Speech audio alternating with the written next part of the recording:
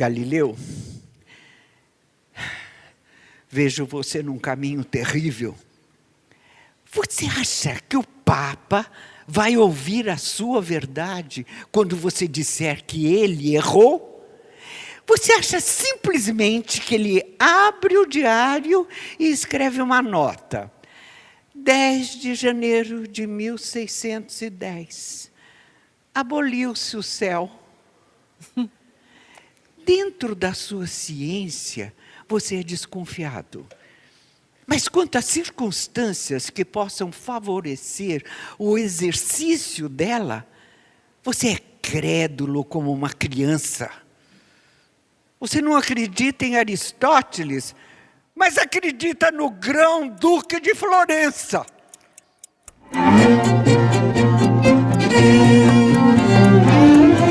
Você está ouvindo 20 Mil Léguas, o podcast de ciências e livros. Eu sou a Sofia Nestrovski. E eu sou a Leda Carton. 20 Mil Léguas é realizado pela Livraria Megafauna, Livros no Centro, e conta com o apoio do Instituto Serra Pilheira, instituto que fomenta a ciência e a divulgação científica no Brasil. A gente também conta com o apoio da Vita Investimentos. E a gente está na 3ª temporada desse podcast que lê os cientistas como escritores. É uma temporada dedicada a Galileu Galilei. As cidades são estreitas e as cabeças também. Mas veja o que se diz agora. Se as coisas são assim, assim não ficam. Tudo se move, meu amigo. No episódio passado, você ouviu sobre a relação do Galileu com a Igreja. E viu que essa relação está bem longe de ser uma simples oposição. Os jesuítas eram os maiores pares intelectuais do Galileu e amigos dele. Ele frequentava festas promovidas pelo Papa e foi até amigo do Papa. Aliás, pouco antes dele ser eleito, o Papa Urbano VIII, quando ele ainda era o cardeal Maffeo Barberini, ele escreveu uma ode dedicada ao Galileu Galilei, a quem ele chama de fratello, irmão. Há quem mire Júpiter e seu entorno, outros Saturno, o pai de todos. Você, Galileu, com 2 lentes, os revelou. Nem tudo que reluz é ouro. No sol, quem diria, também há nódoas. Você, Galileu, com sua arte, as revelou. Mas nesse episódio, a gente vai passar por algumas reviravoltas. Primeiro, a gente dá um salto no tempo. De 1616, quando o livro do Copérnico é proibido pela Inquisição... Senhor Galileu, o Santo Ofício decidiu esta noite que a doutrina de Copérnico, segundo a qual o Sol é o centro do universo e é imóvel, enquanto a Terra é móvel e não é o centro do universo, essa doutrina é tola, absurda e herética na fé. Desse ano de 1616, a gente vai dar um salto e sobrevoar 16 anos. Um intervalo em que 3 cometas cortaram o céu e foram interpretados por alguns como presságios diabólicos, ou então como prenúncio de um inverno extremo, ou, pelo Galileu, como miragens, e ainda por alguns, como simplesmente cometas.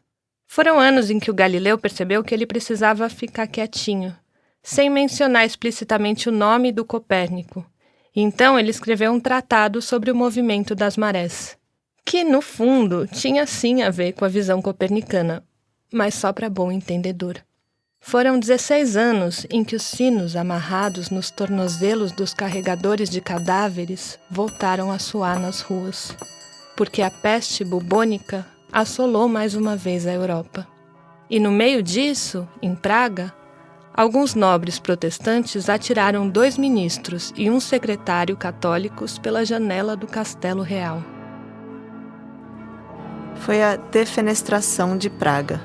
E então teve início uma guerra entre nações católicas e protestantes que durou 3 décadas.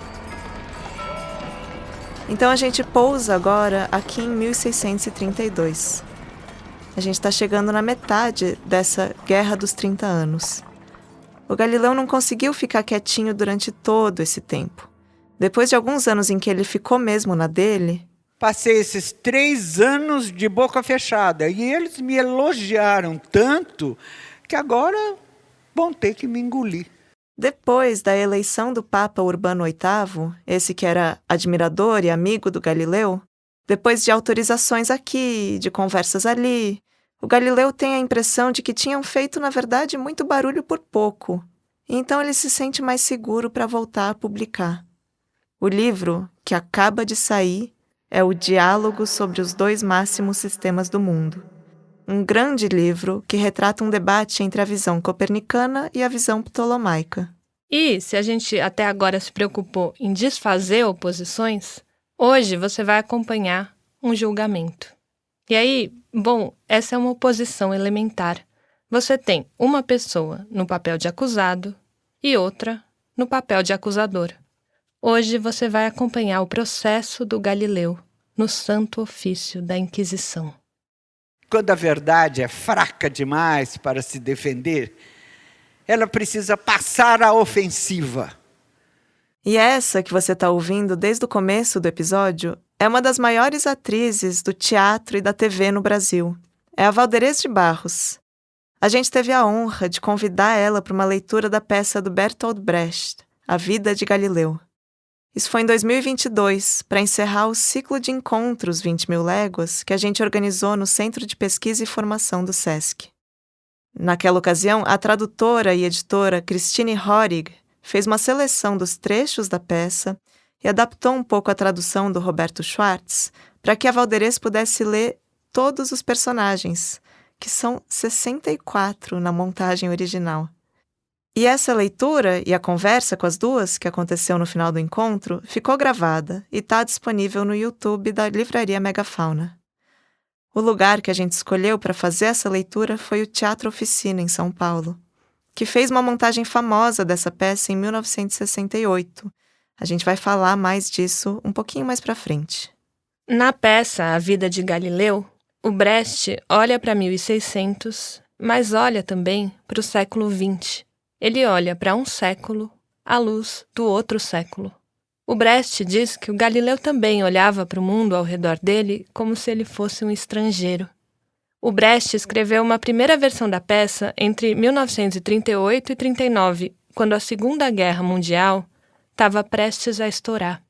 E aí, o Brecht transforma o Galileu, os amigos do Galileu e os inquisidores em personagens.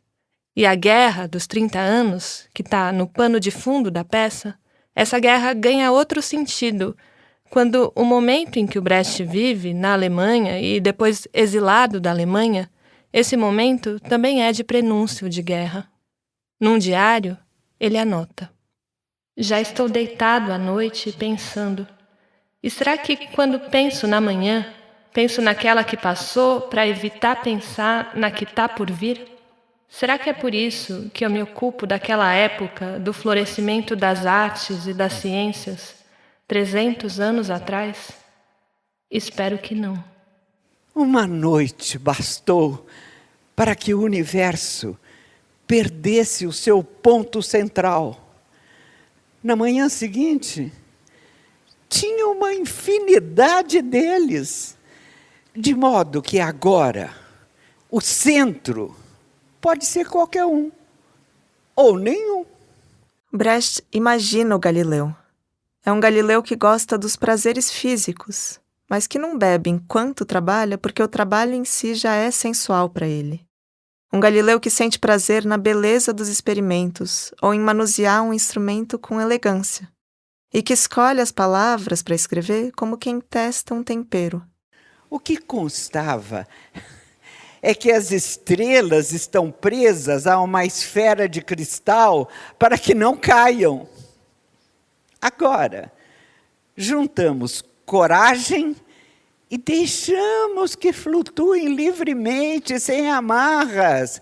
E elas estão em grande viagem, como as nossas caravelas, sem amarras e em grande viagem.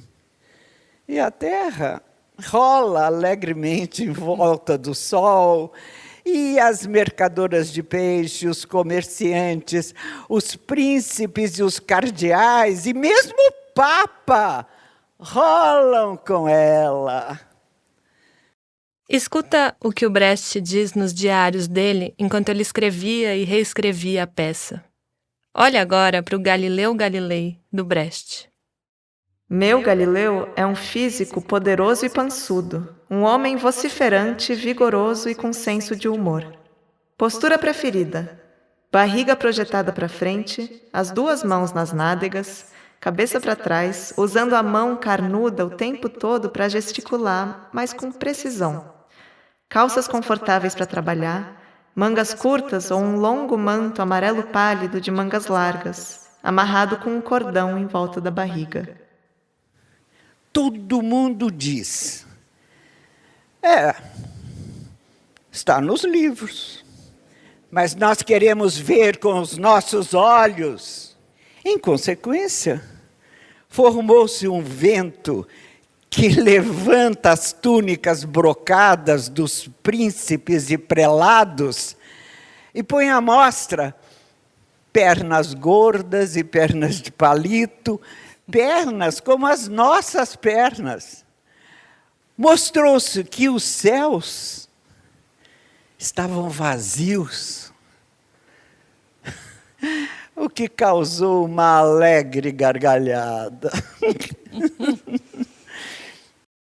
E o Brecht interpreta o que aconteceu com Galileu, o julgamento que resultou numa condenação, não como uma oposição exatamente entre ciência e religião. A ciência, ele diz, é filha da igreja, uma dessas filhas rebeldes que, quando elas crescem, se revoltam contra a mãe.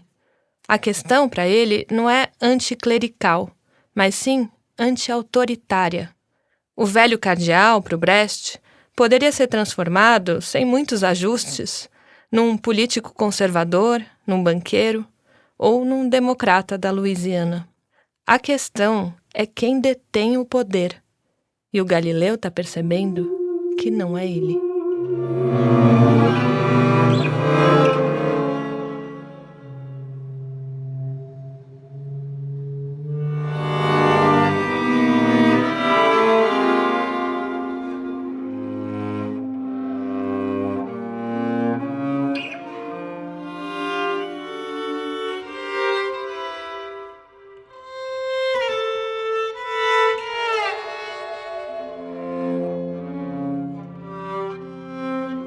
E diz Galileu: Às vezes eu penso, eu bem que ficaria preso 10 braças debaixo da terra, onde não viesse mais luz, para saber o que é isso. A luz. E o pior, o que eu sei, eu passo adiante, como um namorado, como um bêbado, como um traidor. É propriamente um vício. E leva à desgraça. Por enquanto eu digo as coisas ao fogão. Mas por quanto tempo? Verão de 1632. O livro do Galileu, Diálogos sobre os dois máximos sistemas do mundo, que saiu faz alguns meses, chega em Roma e encontra o Maffeo Barberini, o Papa Urbano VIII. Esse Papa é um típico homem renascentista. Ele nasceu numa família que primeiro foi rica e só depois nobre. Recebeu a melhor das educações com os jesuítas. Ele adora arte, banquetes e ciência. Ele gostava de jantar escutando a história da cigarra e da origem do som que o Galileu escreveu. Foi disso que a gente falou no episódio passado. E ele foi o único Papa que permitiu que construíssem uma estátua para ele em vida. E quando disseram que aquilo não era comum para um Papa, o que ele respondeu foi que melhor ainda, porque ele não era um Papa comum. Ele é um típico renascentista. Ele gosta de dourado e de conversar com filósofos.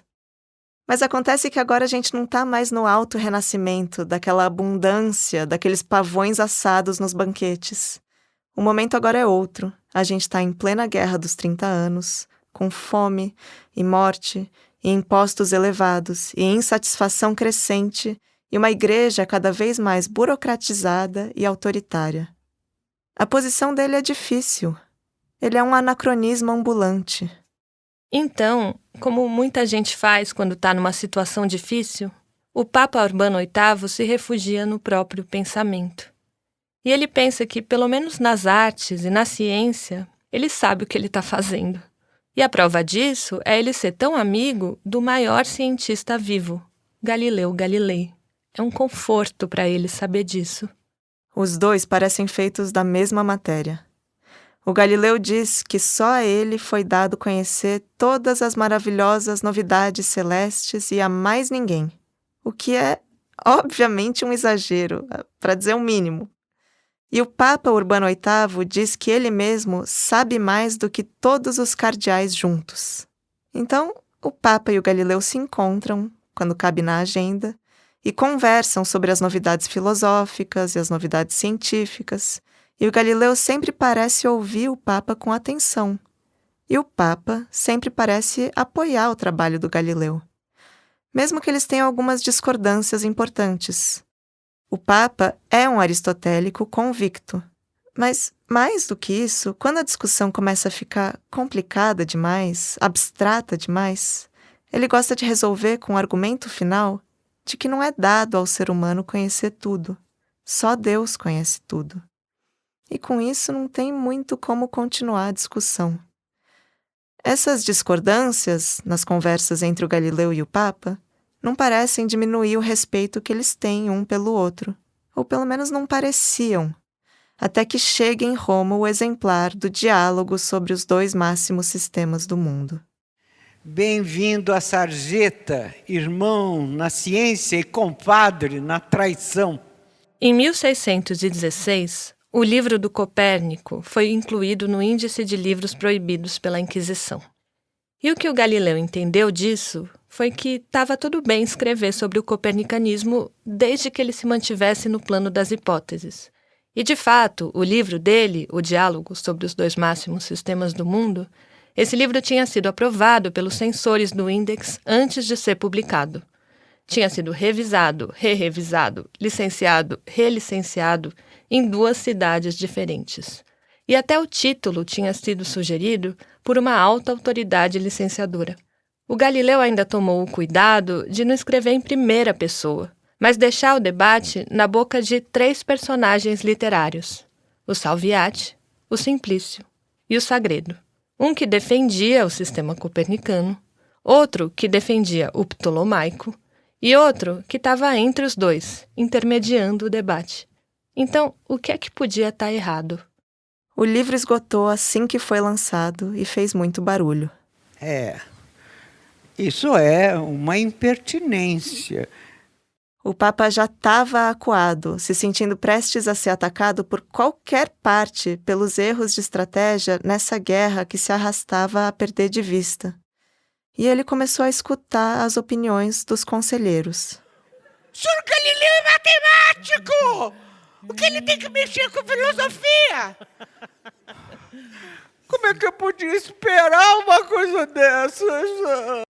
O que diziam era que o Galileu estava se escondendo atrás da máscara de um livro ficcional para, na verdade, expor todos os argumentos de alguém que, sim, acreditava, sim, endossava, sim, comprovava e apoiava o sistema copernicano. Qual seria o resultado se essa gente toda, fraca na carne, inclinada a qualquer excesso, acreditasse exclusivamente na sua razão, que esse desvairado proclama como a única autoridade? Esse homem ruim sabe o que faz quando não redige os seus trabalhos em latim, mas na língua das peixeiras e dos mercadores. E a principal questão é que um desses personagens defendia exatamente aquilo que o Papa defendia. Um dos 3 é um aristotélico ingênuo e alegrinho, que termina a discussão toda dizendo que, no fim, só Deus sabe de tudo. Qual desses 3 personagens? Justamente aquele chamado Simplício. Simplício. Que humilhação. E isso é prova de muito mau gosto. Eu vou dizer para ele. Galileu recebe as seguintes acusações. Transgrediu ordens ao se desviar do tratamento hipotético e sustentar decididamente que a Terra se move e que o Sol é estacionário. Atribuiu erroneamente os fenômenos das marés à estabilidade do Sol e ao movimento da Terra. Ainda manteve enganosamente silêncio sobre a ordem que lhe foi imposta pelo Santo Ofício no ano de 1616, que prometeu obedecer. Senhor Galileu, estou encarregado de informá-lo de que a corte florentina não tem mais condições de opor resistência ao desejo da Sagrada Inquisição de inquirir o senhor em Roma. O carro da Sagrada Inquisição está à sua espera. Quando Galileu recebeu a ordem oficial do inquisidor, ele estava em Florença, num lugar que ele ocupou com muita frequência ao longo da vida. A cama. Galileu e a ciência vão mal, obrigado. Com 69 anos e acamado, mais uma vez. Esse é o atestado médico para a dispensa da ida do Galileu a Roma. E vê se ele não te convence. Pulso intermitente, interrompido a cada 3 ou 4 batimentos. Vertigens frequentes. Melancolia hipocondríaca. Fraqueza do estômago. Diversas dores por todo o corpo. Hérnia grave com ruptura do peritônio. Todos esses sintomas, com um mínimo de agravamento, podem colocar a vida do paciente em risco. Mas o Papa não se convenceu. Ele tem que vir, foi o que o Papa respondeu. Pode vir como for mais cômodo, numa liteira com todo o conforto, mas ele realmente tem que ser julgado pessoalmente. E se continuar com essas tentativas de evasão, que venha então algemado. Aquele poema que o Papa tinha dedicado ao Galileu tantos anos antes se chamava Adulação Perniciosa. Adulação, ou seja, puxa-saquismo, bajulação. E perniciosa, ou seja, nociva, perigosa. Esse título parece um presságio. Parece que o que se escancarou aqui foi a armadilha de uma adulação perniciosa mútua, de um perigoso puxa-saquismo que tanto Galileu quanto o Papa sustentavam na presença um do outro. O Papa puxava saco do Galileu porque queria ser aceito como um intelectual. E o Galileu puxava saco do Papa pelos motivos óbvios, porque ele queria ficar ali com as costas quentes, porque ele queria ser protegido por aquela amizade. Mas quando sai o diálogo, parece que esse puxa-saquismo é desmascarado. É como se o Galileu deixasse claro para o Papa que, na verdade, ele nunca tinha levado ele a sério como um pensador, que ele só aturava aquela lenga-lenga. E que eles até que podiam ser amigos e ter interesses em comum, mas que eles nunca seriam iguais em força intelectual. E a resposta do Papa também vem na mesma moeda, só que deslocada. O que ele demonstra é que, de fato, eles nunca se igualariam, porque, afinal, ele era o Papa. E com o ressentimento de ter sido humilhado por alguém que ele admirava, com o rancor de ter caído na conversinha de adulação do Galileu, o Papa reage. E ele reage do jeito que só um Papa pode reagir. O Galileu se vê forçado a partir para Roma antes que venham com as algemas. Ele enfrenta 23 dias de estrada, interrompidos por uma quarentena de peste bubônica, até chegar e ser recebido por um embaixador e uma nova cama quentinha, no aguardo de ser convocado para a primeira audiência. Ilustríssimo e amadíssimo Senhor Pai, vendo que ainda não chegou nenhuma carta nos dando notícias definitivas de sua chegada a Roma, e o Senhor pode imaginar com que ansiedade eu, em particular, espero tais cartas, volto a lhe escrever. E assim o Senhor pode ver quão ansiosamente vivo, aguardando notícias suas. As vinhas do jardim vão crescer bem agora que a lua é favorável, nas mãos do pai de Giuseppe, que dizem ser bastante capaz. E o Sr. Rondinelli também vai dar uma ajuda. A alface, eu soube, está linda, e encarreguei Giuseppe de vendê-la no mercado antes que estrague. A venda de 70 laranjas amargas rendeu 4 liras, um preço bem razoável. E isso é tudo que preciso lhe contar por enquanto. E assim que receber suas cartas, voltarei a escrever. Por ora, saúdo-o de todo o meu coração, juntamente com nossos amigos de sempre, que me pedem notícias suas toda vez que vem aqui. Que Deus o abençoe e o mantenha sempre feliz. De São Mateu, no dia 26 de fevereiro de 1633, sua afetuosíssima filha, Maria Celeste Galilei.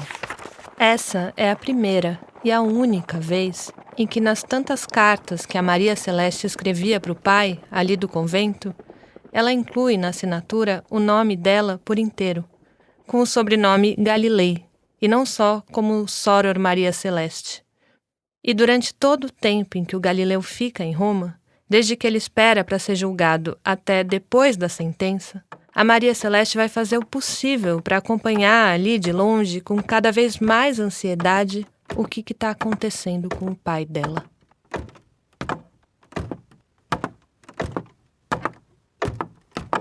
Se a intenção aqui é sujar Aristóteles, uma autoridade aceita não só pela totalidade da ciência antiga, como também pelos grandes padres da igreja, quer me parecer supérfluo prosseguir nessa discussão.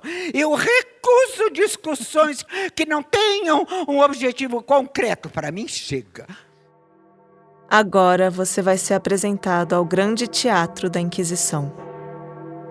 Você já ouviu bastante aqui sobre como o Renascimento é um período em que as posições sociais foram se flexibilizando. O Galileu era um novo tipo de cidadão, que podia circular por meios diferentes sem pertencer a nenhum deles. Nem camponês, nem soldado, nem padre, nem nobre. A questão era saber jogar o jogo, era saber quando representar qual papel. Agora, olhando para o Tribunal do Santo Ofício da Inquisição, o que você vai ver são pessoas assumindo papéis fixos, papéis pré-estabelecidos, com inclusive boa parte das falas já determinadas de antemão. A Inquisição foi ficando cada vez mais rígida, cada vez mais sistematizada. Em vez de um único grande inquisidor, como era antes, agora o que você escuta pelos corredores são palavras como comitê, assessor, consultor, protocolo. Toda quarta-feira é dia de reunião no convento e toda quinta-feira é dia de reunião no Vaticano. O mesmo órgão que acusa e levanta provas contra o acusado é o órgão que julga. E o acusado vai para o tribunal sem saber do que ele tem que se defender e sabendo que ele é culpado até que se prove inocente. E se ele for condenado, ele não vai poder nem discutir publicamente os motivos da sua condenação. Existem algumas pinturas famosas que retratam esse julgamento do Galileu, e talvez você já tenha visto alguma delas. Talvez você tenha já uma imagem na cabeça. Mas nenhuma dessas pinturas foi feita na época em que o julgamento de fato aconteceu. As mais famosas vêm de meados de 1800, e elas pintam um Galileu heróico, um Galileu que afasta a Bíblia na hora de prestar o juramento, ou que encara os inquisidores com a cabeça erguida, com o queixo apontado para cima, com o olhar atravessando os oficiais na frente dele, como se ele estivesse olhando para o futuro. Um homem que parece mesmo defender a verdade contra o obscurantismo. Eppur si muove. Essa postura tão altiva não combina com os sintomas que você ouviu do atestado médico do Galileu. E os cabelos pretos que ele tem na pintura também não condizem com a idade que ele de fato tinha. E é estranho que o Galileu pareça tão mais jovem do que o comissário que está ali acusando ele, retratado como um homem careca e ranzinza. É estranho se a gente sabe que esse comissário era 13 anos mais novo do que o Galileu.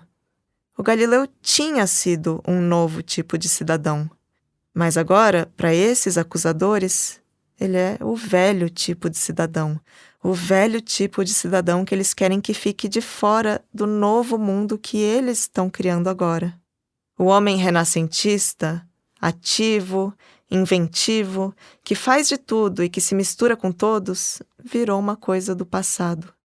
Mas não é à toa que a representação do julgamento que ficou para a história seja outra. A imagem do Galileu foi mudando ao longo da história.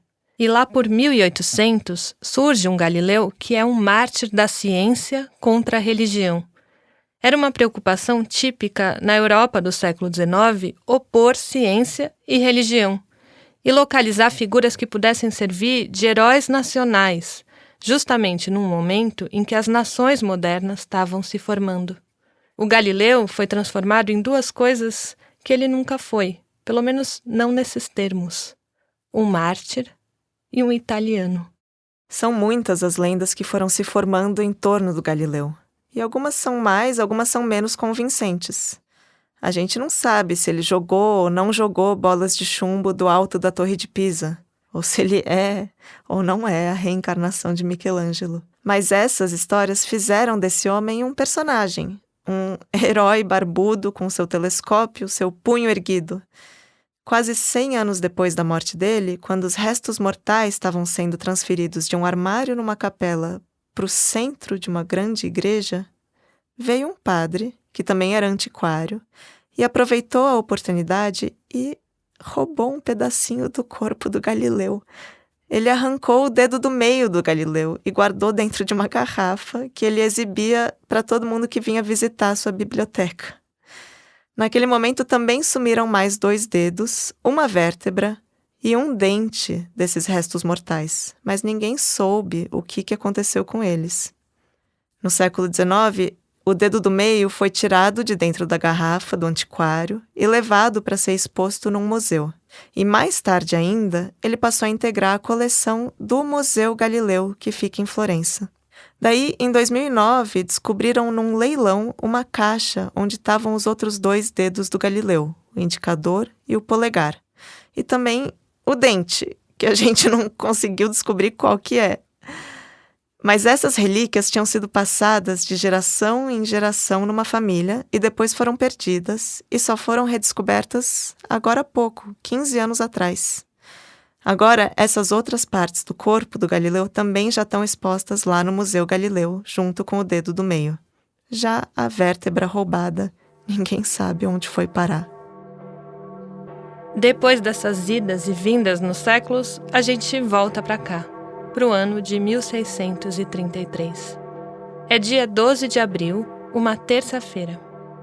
E a gente te convida agora a entrar, junto com Galileu, na sala de audiências do Santo Ofício da Inquisição.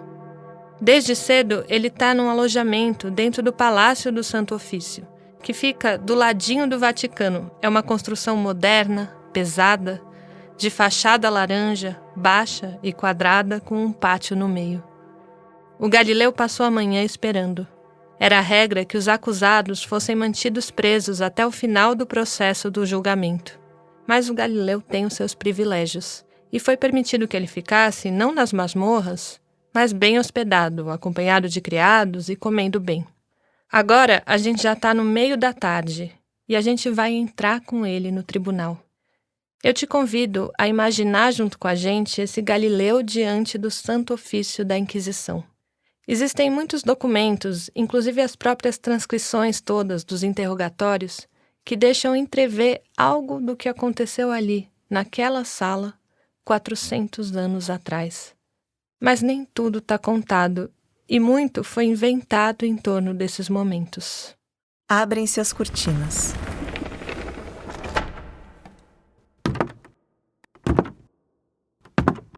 Galileu caminha olhando para os 4 oficiais do Santo Ofício, que estão na outra ponta, atrás de uma mesa de madeira alta.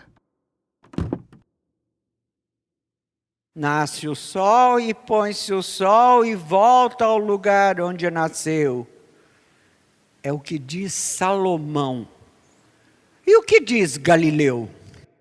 O comissário-geral da Inquisição usa um chapéu vermelho com 3 pontas, uma capa preta por baixo de onde dá para ver as mangas rendadas em vermelho e branco do seu sobrepeliz.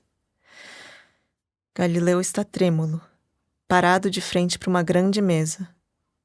O comissário-geral está calado e sério e passa muito tempo olhando fixo para o Galileu, sem dizer uma palavra, sem esboçar um gesto.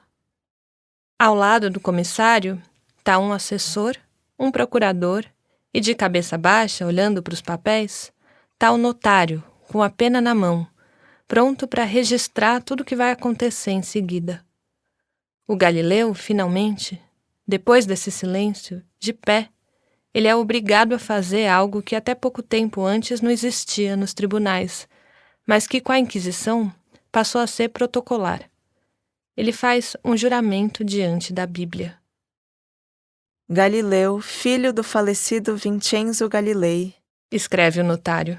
florentino, 70 anos de idade, que, tendo jurado dizer a verdade, foi interrogado pelos padres como o segue. Pergunta: por que meios e há quanto tempo veio ele a Roma?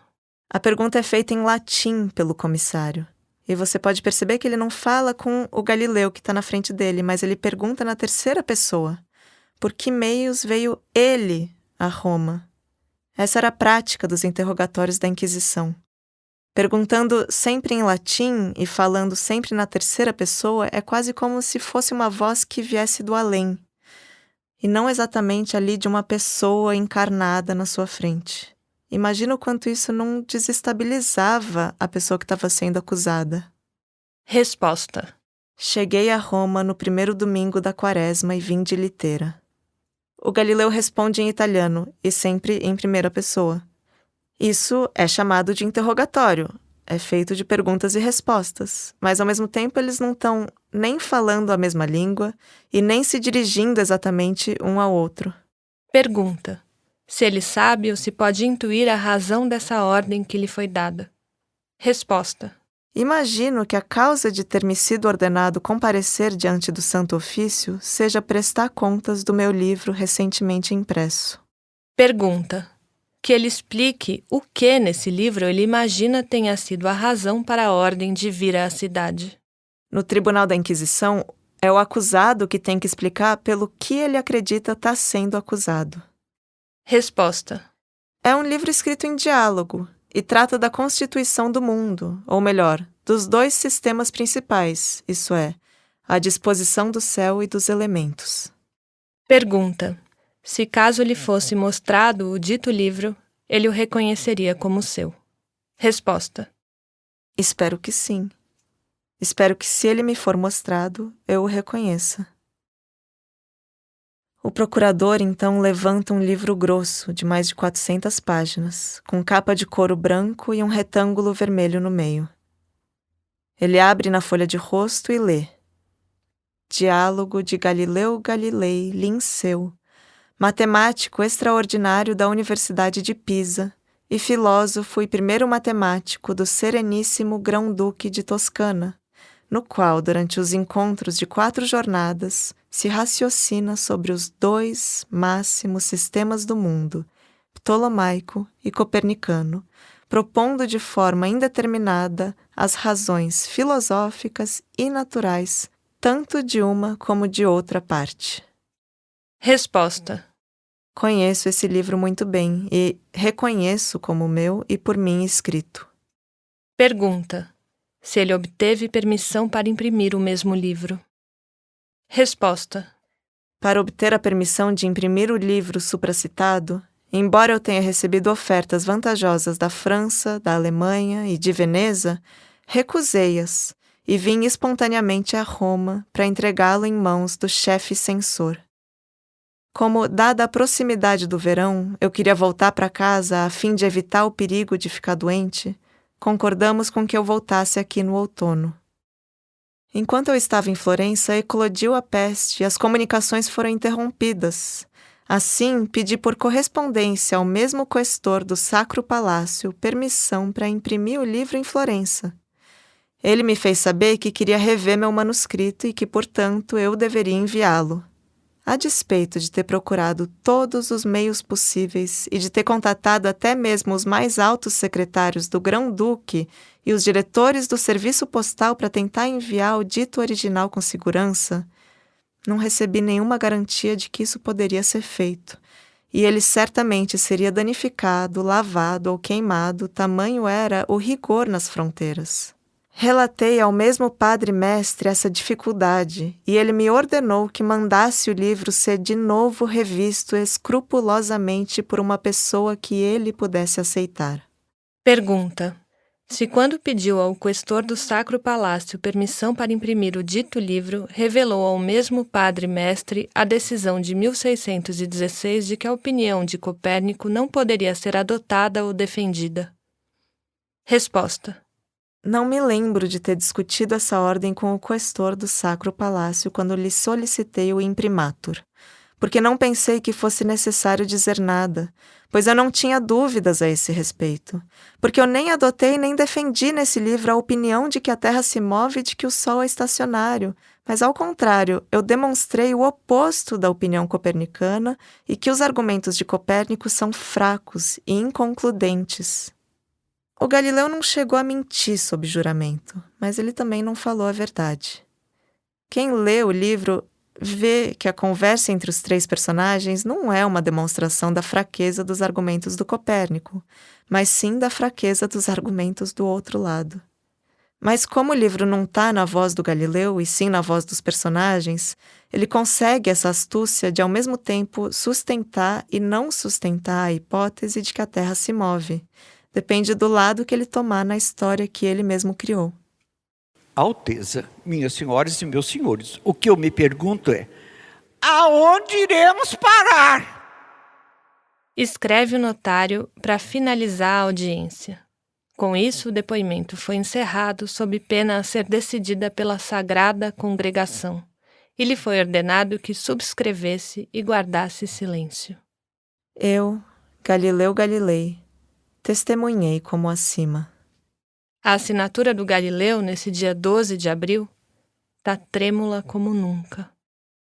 O interrogatório então continua por mais 2 meses, e Galileu sempre recluso no alojamento do Palácio da Inquisição, de onde ele não pode sair. Antes de uma das audiências, ele volta a ler o livro que ele mesmo escreveu. O livro que ele não folheava fazia já 3 anos. Para ver se tinha mesmo alguma coisa ofensiva ali, que talvez tivesse escapado, que talvez ele não tivesse percebido.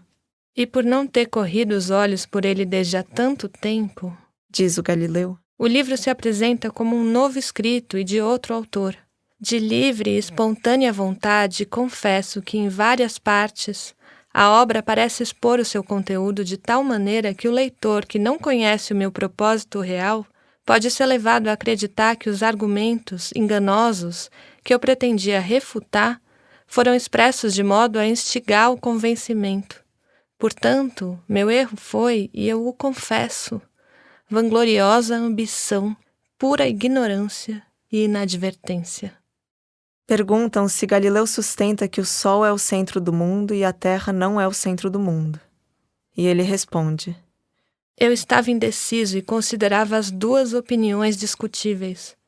Mas depois, toda a minha incerteza terminou, e sustentei, e ainda sustento, como verdadeira e indiscutível, a opinião de Ptolomeu, a estabilidade da Terra e o movimento do Sol.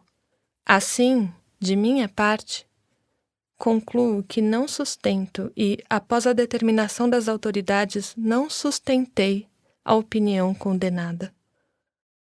O extremo dos extremos é que lhe mostrem os instrumentos. Foi dito a Galileu para dizer a verdade, senão teriam que recorrer à tortura.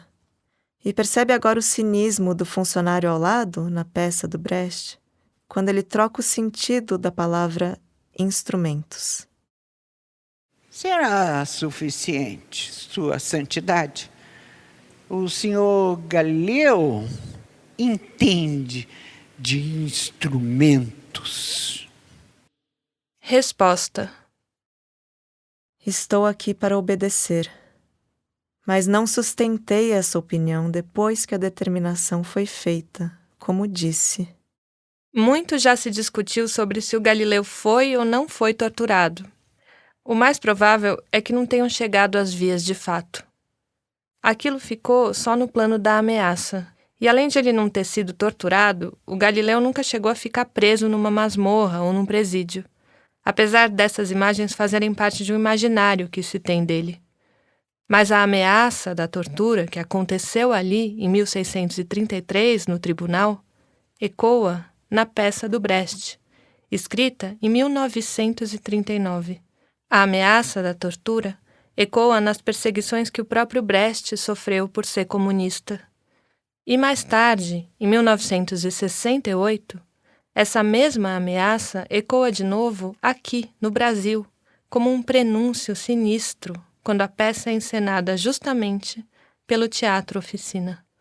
Essa peça estreou na noite de 13 de dezembro de 68, exatamente o dia em que foi promulgado o AI-5, que deu início ao momento mais sombrio e obscurantista da ditadura militar, que censurou e perseguiu intelectuais, artistas e cientistas. Entre eles, 6 dos atores do Teatro Oficina, além do diretor e fundador da Oficina, o José Celso Martinez Corrêa, que foi preso e torturado pelo DOPS sem saber do que ele estava sendo acusado. E o que ele conta é que, para não enlouquecer, ele repetia para si mesmo as peças que ele sabia de cor. Na peça do Brecht, diferente do que aconteceu aqui nesse episódio, o julgamento do Galileu não é encenado. Enquanto ele está na sala de audiência, o que a gente acompanha não é o interrogatório, mas os seus amigos e os seus alunos do lado de fora, que estão esperando para saber qual vai ser a sentença, que estão ansiosos, conversando. E eles estão com medo. E eles torcem para que o Galileu seja o herói que eles esperam que ele seja e que ele não dê o braço a torcer. É tanto ganho quando um só que seja se levanta e diz: não. Nas tragédias gregas, a cena mais violenta acontece sempre fora do palco, e a gente só fica sabendo dela por terceiros. O Édipo, por exemplo, fura os próprios olhos longe da cena. Aqui, no Brecht, é a voz de um arauto que se ouve nas ruas, lendo em alto e bom som a retratação do Galileu. Eu, Galileu Galilei, professor de matemática e física na Universidade de Florença, abjuro o que ensinei, que o Sol seja o centro do mundo, imóvel em seu lugar, e que a Terra não seja centro nem imóvel. De coração sincero e fé não fingida, eu abjuro, detesto e maldigo todos esses enganos e essas heresias, assim como quaisquer outros enganos e pensamentos contrários à Santa Igreja. Essas foram de fato as palavras que o Galileu teve que dizer. O seu aluno Andréia, que acompanha o Galileu desde o comecinho da peça, esse aluno exclama desesperado, decepcionado. Infeliz a terra que não tem heróis. É só então que o Galileu entra, completamente mudado pelo processo. Ele está quase irreconhecível. Galileu fica por um tempo parado na porta e percebe que os discípulos dele recuam diante dele, sem falar nada. Ele caminha devagar, inseguro, encontra uma banqueta e se senta. E então diz: Não. Infeliz a terra que precisa de heróis. A Inquisição pode ser um grande teatro, mas as consequências dela são reais. O Galileu é condenado à prisão formal, o que vai significar, no caso dele, com os privilégios que ele tem, por ser protegido dos Médici, que ele vai passar os dias dele até o final da vida em prisão domiciliar numa casa de campo perto de Florença. Ele é recebido por um carregamento de vinhos que a filha enviou desde o convento. A peça do Brecht termina com um monólogo de um Galileu já bem velho, quase cego. E você vai ouvir aqui um trechinho para terminar também esse episódio. A prática da ciência me parece exigir notável coragem. Ela negocia com o saber obtido através da dúvida Eles nos cobriram de ameaças e de ofertas de suborno irresistíveis para almas fracas. Entretanto, seremos ainda cientistas se nos desligarmos da multidão? Vocês trabalham para quê?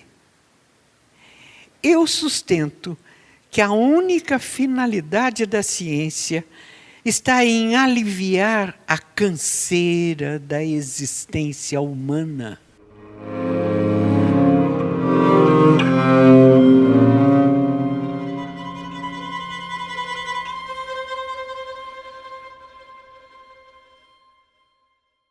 Esse foi o episódio 9 da 3ª temporada do 20.000 Léguas. Semana que vem, a gente continua com Galileu, mas agora olhando para ele de outro ponto de vista. A gente vai mudar de paisagem, de clima e até de paleta de cores.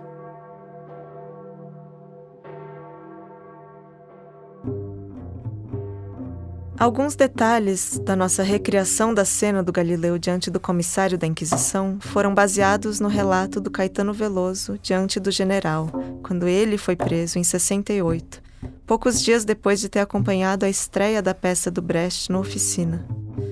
E para a qual ele inclusive compôs uma parte da trilha, mas que não foi gravada e, até onde a gente sabe, se perdeu. O silêncio e o olhar fixo do general fazem parte do relato dele. E a gente olha para um relato à luz do outro. O Caetano Veloso narra essa história no livro Verdade Tropical, e a gente também agradece ao Cláudio Leal pelo auxílio na pesquisa. A 3ª temporada do 20.000 Léguas, o podcast de ciências e livros, foi realizada pela Livraria Megafauna, Livros no Centro, em parceria com o Serra Pilheira, instituto que apoia a ciência e a divulgação científica no Brasil. Nosso podcast também conta com o apoio da Vita Investimentos. A idealização e a direção geral são da Fernanda Diamante. Concepção, pesquisa, roteiro e apresentação, Leda Cartoon e Sofia Nestrovski. Todas as traduções dos trechos citados são nossos, exceto onde indicado nos episódios ou nas newsletters. A coordenação geral é da Irene de Holanda. Trilha original, mixagem e edição de som, Fred Ferreira. Masterização, Tuta Macedo. Revisão técnica dos roteiros, João Cortese. Edição de texto, Rita Palmeira. Projeto gráfico e identidade visual, Flávia Castanheira. Diagramação, André Stefanini. Comunicação, Leana Ferreira e Manuela Steltzer. Assistência de produção, Júlia Brick. Distribuição nas plataformas, Ricardo Terto. Esse episódio foi gravado no estúdio Baticum. A gente agradece especialmente ao Luiz Frias pelo apoio ao projeto.